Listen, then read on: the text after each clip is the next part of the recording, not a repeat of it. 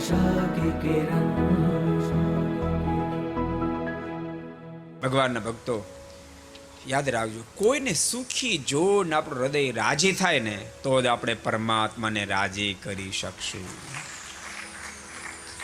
કોઈ સુખિયાને જ આપણું દિલ દુખી થાય, કોઈને સફળ જોઈને આપણે મનમાં કોચવાય તો સમજવું કે હજુ આપણે પરમાત્માની સાથે નાતો નહીં બંધાય. ભલે એક મેઘ જેવું લાગતું હોય પરંતુ તેમ છતાંય પણ એક મેઘ નહીં થવાય. જેમ સંતો રોટલી તમે જમ્યા છો, એ રોટલીને તમે વણો ને તો એમ લાગે એક મેઘ થઈ ગઈ છે. કોઈની તેવડ નથી કે રોટલીના બે ભાગ અલગ કરી શકે, એટલી એક મેઘ થઈ ગઈ હોય. પણ એને તવા ઉપર શેકવામાં આવે અને શેકીને બે ફેર આમ કરે ને તો બે અલગ થઈ જાય. એક મેઘ જેવી દેખાતી હોવા છતાં એક મેઘ ન થઈ શકી. કેમ? વચ્ચે એ લોટનું પડ આવ્યું.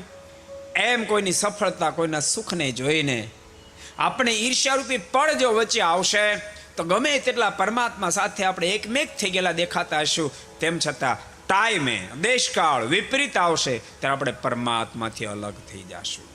પરમાત્મા સાથે નાતો આપણો નહીં રહે.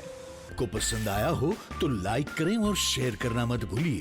सब्सक्राइब करें सरदार कथा चैनल को और बेल आइकॉन पर क्लिक करना मत भूलिए लेटेस्ट वीडियो सबसे पहले पाने के लिए.